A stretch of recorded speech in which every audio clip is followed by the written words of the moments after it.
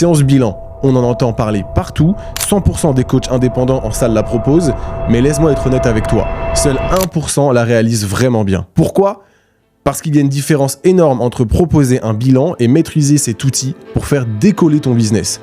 Ferme les yeux un instant et imagine ceci. Tu es à la salle, tu viens d'attirer un prospect avec la promesse d'un bilan gratuit, tu l'accueilles, sourire aux lèvres, questionnaire en main, ton rendez-vous commence. Tu passes en revue ses objectifs, perdre du poids, se remettre en forme, améliorer sa condition physique, tu parles de son alimentation, de ses habitudes, de ses pathologies, tu déroules la liste des questions, toutes importantes, toutes techniques.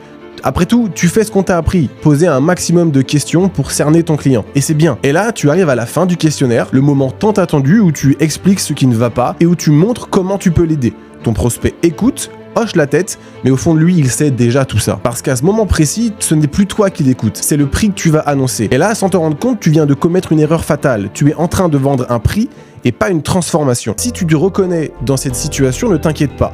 Ce n'est pas irrécupérable. Aujourd'hui, je vais te montrer comment transformer ce simple bilan en un outil de connexion émotionnelle et de conversion. Comment faire en sorte que, lors de ce rendez-vous, ton prospect ait déjà pris sa décision. Mais avant d'aller plus loin, fais une pause. Pense à ton dernier rendez-vous bilan. Comment ça s'est passé? Quelle émotion tu as perçue chez ton prospect? C'est important car si tu n'as pas créé d'émotion, alors malheureusement, tu rejoins les 99%. La première erreur majeure que la majorité fait, c'est de confondre le bilan avec la vente. Tu crois peut-être que le bilan est la vente, mais en réalité, ce n'est que la première étape. Si tu fais du bilan une simple formalité avant de parler du prix, tu passes à côté de l'essentiel. Deuxième erreur, t'es trop technique. 90% des coachs concentrent leurs questions sur l'aspect physique. Quels sont tes objectifs? Que manges-tu actuellement? As-tu des blessures ou des pathologies? Ces questions sont cruciales, bien sûr, mais elles ne font qu'effleurer la surface. Et la surface, ce n'est pas là où ton prospect prend sa décision.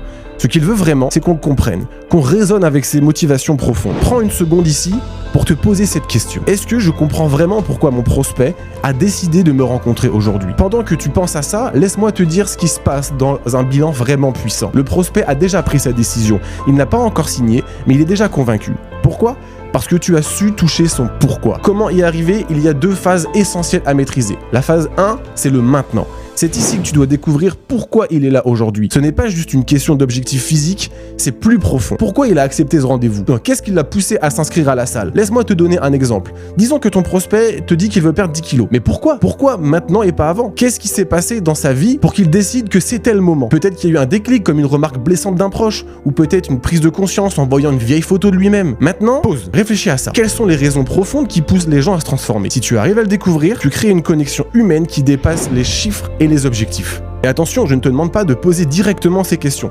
Il ne s'agit pas de les interroger comme un entretien d'embauche classique. C'est à toi de sentir ces réponses à travers la conversation. Tu dois être attentif à leurs émotions, à leurs non-dits. Ensuite, on passe à la phase 2. Le demain. Là, connais son objectif, mais est-ce que tu sais réellement pourquoi il tient à cet objectif? Ce n'est pas juste pour perdre des kilos ou paraître mieux sur une photo, non, c'est plus profond. Peut-être qu'il va retrouver la confiance qu'il avait perdue, peut-être qu'il veut devenir un modèle pour ses enfants, peut-être même qu'il veut enfin se libérer d'années de frustration. Et c'est là que tu dois toucher l'émotion la plus puissante, qui est l'espoir. Imagine la scène avec ton prospect, tu lui montres non seulement comment est-ce qu'il va accomplir, mais aussi comment est-ce qu'il va se sentir après avoir atteint son objectif. Ce n'est pas juste une perte de poids ou une amélioration physique, c'est une nouvelle vie, une nouvelle confiance en lui-même. Fais une pause ici, visualise-le avec ton prospect. Demande-lui, quand tu auras atteint ton objectif, comment tu te verras dans 6 mois, dans 1 an? Comment tu vas te sentir dans ton corps, dans ta tête, dans ta vie? Tu n'es plus en train de lui vendre un programme, tu es en train de lui vendre une nouvelle réalité. Et c'est ici que tout change. À ce stade, ton prospect n'a pas encore acheté ton coaching, il a acheté toi. Parce qu'il sait que tu comprends ses douleurs, ses espoirs, et tu es la personne qui va l'accompagner dans cette transformation. Maintenant, c'est important de bien comprendre une chose. Le moment où tu présentes ton offre, ce n'est pas le cœur de la rencontre.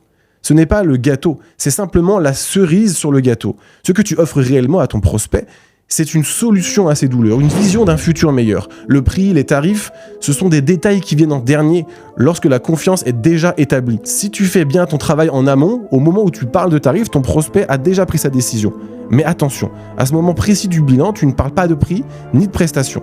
Ce n'est pas le moment. Tu fixes un deuxième rendez-vous, un rendez-vous sportif. C'est là que tu vas tester ses capacités physiques, mais surtout c'est là que tu vas lui faire goûter à ce sentiment d'accomplissement, à cet espoir.